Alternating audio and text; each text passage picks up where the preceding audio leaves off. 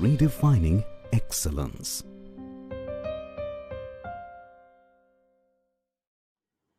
Hello guys, we are from ZIL Polytechnic. On PBL structure, we create a small project on study credit card fraud as an identity threat, and the course is emerging trends in computer engineering and information technology. This project we can done under the guidance of Professor Vijay Mohite sir and Professor Rohini Zado ma'am.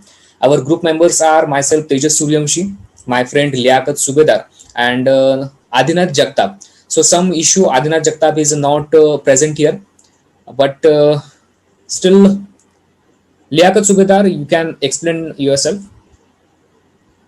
So I would like to introduce myself. My name is Liaquat Subedar and we both are from the College of Engineering and Research. So we are basically diploma students and we are from computer department. So today on PBL structure, we are going to explain you the topic of credit card fraud as an identity threat. Tejas, you will continue further. Okay. Thank you, Liaquat. So we can see here our project abstract. So what is a credit card? Credit card is a thin rectangular piece of plastic or metal issued by a bank or financial services company that allows cardholder to borrow funds with which to pay for and services with merchants that accept card for payment. So our main agenda is what is credit card fraud. So credit card fraud is a form of identity theft that involves an unauthorized taking of another's credit card information for the purpose of charging purchases to the account or removing funds from it.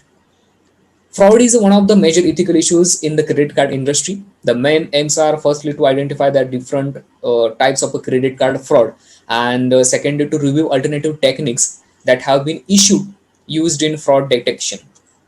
Okay, so next is main content, our project and use of digital media in carrying out fraud.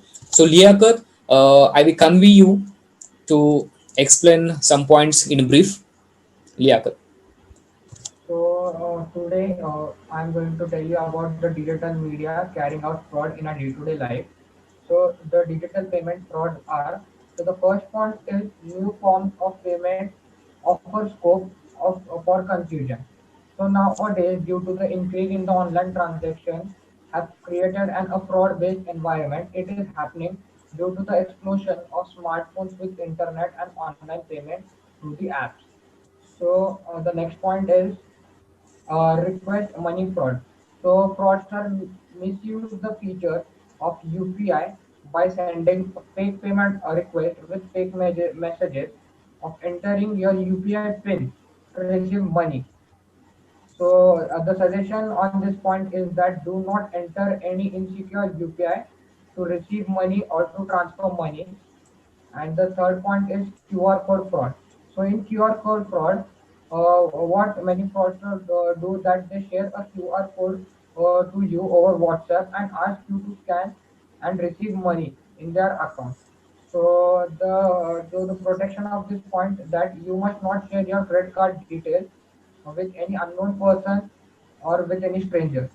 So the next point is a remote access app. So fraudster asks users to install screen sharing apps such as AnyDesk, TeamViewer, and use them to access to get your bank details. So if you are transferring money online and you are not able to transfer it and you are asking any person to show you, and if he tells you to on AnyDesk or access, so he can get your credit card detail easily as you are entering it. He can record it or he can write up and take it, and you can do many types of fraud, different types of fraud with it. So coming up to the next point, that is social media fraud. So basically social media fraud is a type of fraud in which you can track complaints in social media and share the fake contact to ask for a confidential information which no banker has the right to ask you about it. So the next fraud is SIM swap fraud. So basically, SIM swap fraud is a fraud that in which fraudsters manage to get a duplicate SIM, which provides them the access, which provides them the access for an OTP. So they do this.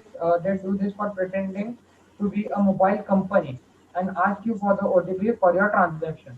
So the next point is chaos caused by global 19 crisis. So hackers are taking advantages of the current global crisis, and they are committing a very high level of fraud due to this COVID-19 crisis. So the next point is increasingly digital banking services. So basically increasing digital banking services due to the credit cards or the cashless India. All the transaction with the bank and the user are also happening through the credit cards and debit cards and online transfer of money using different types of payment applications such as Google Pay, Phone Pay. So due to this increasing digital banking, the banking system or the bank people are it has been very much difficult for them to identify the person who is making transaction. And the next and the last point is changing e-commerce landscape. So basically, changing e-commerce landscape is that due to the credit card, you can purchase anything online. You can buy and sell things using your credit card just swapping the credit card. And due to this credit card and the online shopping apps like Flipkart, Amazon, you can purchase anything and just give a credit card detail, and the thing directly arrives at your door. So due to this advantage, all the people are just using credit card, but they don't know that in future, if any crisis happens or if anybody gets your credit card details, so many types of fraud can happen with you. So further, Tejas will convey you the points of a fraud. Okay, Liaquat. Liaquat told yourself digital payment frauds, different types of, and which is the types you can see here. The next point is vulnerability exploited. So security issues in RFID based credit cards. RFID means radio frequency identity technology. So we can see here one by one. Credit card not present. Second is privacy concerns in RFID emitted public information. Next is counterfeit credit cards, RFID chip and pin system, and last is collision and disruption. So we can see here types of attacks on RFID cards, since the majority of the attacks that can be performed on consumers cards go undetected and replicated for later use. Attacks on RFID can be a major concern to personal information and identity theft. So first attack type is replay attack. Second is counterfeit terminal attack. Third is evade dropping and skimming attack. Fourth is social engineering, and fifth is cross contamination attack. So there is types of attacks on RFID cards. So next is effect of a fraud. So Liaquat, you can explain the effect of a fraud. Liaquat. So please Tejas share the full PPT, then I will explain it. Yes, Liaquat. Yes, so the effect of this fraud can be that the credit card fraud can affect your credit when fraudulent accounts or transactions get reported to the credit card because added to your credit report. So I would like to give you an example that if some user is having your credit card details, or you have lost your credit card and he's having your credit card and he also knows your PIN, so it can lead to a big misuse. He may transfer all amount of money, all your amount of money to his account, and it would you would be pending with a zero balance in your account. Or if he utilizes all your money, and then also he's using your card as an EMI purpose or any loan purpose, so you may fall into a great trouble because bank will inquire you. Then it would also involve the police cases, and it would also create a very much big trouble for your family also. So I would like to convey you a message that use credit card, but use it in a very much limit, and do not share your credit card details with anybody or any untrusted platform, and especially do not lose your credit card. So further, Tejas will explain you the point. Okay, Liaquat. There is see here protection precaution to be taken against such frauds. So how to protect yourself from credit card fraud? So first is keeping the credit card safe. Monitor credit card transactions online. avoid paper trails of your credit card number, signing of blank receipts, never make credit card information public.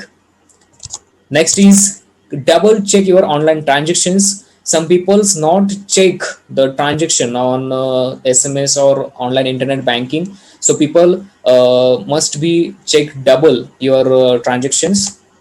Next is immediate reporting of lost or stolen card. Eighth is review the billing statement. Ninth is making strong passwords. And the 10th is using RFID blocking wallets. So this is the tips for protect your self and credit card fraud. So conclusion of our project is we have studied in the project credit card fraud as an identity threat. Credit card fraud is an act of a criminal dishonesty. We identified the different types of fraud such as bankruptcy fraud, counterfeit fraud, theft fraud, application fraud, and behavioral fraud, and discuss measure to detect them. Such measures have included pairwise matching, decision trees, clustering techniques, neural networks, and genetic algorithms. From an ethical perspective, it can be argued that banks and credit card companies should attempt to detect all fraudulent cases. So, Liaquat, what's your opinion about this our project conclusion or our all our project? Liaquat? So I would like to tell that as Tejas explained the tips or for the protection of your credit card, that you must never lose your credit card, you must never sign the blank receipt, you must check your online transaction twice or thrice, you must keep your credit card pin very strong, and mostly you must not believe on your any stranger that you could share your credit card details as it is or your credit card pin. So mainly the conclusion of our project that we explain the frauds which are happening in the day-to-day life by using the credit card and not keeping your credit card details personal, as you share to the as you share to different types of people. So this fraud are listing in many types of mispurpose and misuse of the credit card fraud are also happening. And lastly, I would like to tell that thanks to the Zeal College for giving us this opportunity to explain our project under the PBL structure. And especially, we would like to thank the Professor Vijay Mohite sir and Rohini Jadhav madam for giving us this opportunity to explain our project. And further, Tejas, would you like to Yes, discuss something? yes, Liaquat. Liaquat told as it is. Thank you, extremely. Thank you for Zil Education Society for giving a chance to how to present yourself in this that the PBL structure. So extremely thank you for Professor Vijay Mohite sir and Professor Rohini Jadhav ma'am. Thank you, Zil Education Society. Thank you. Zeal Education Society, redefining excellence.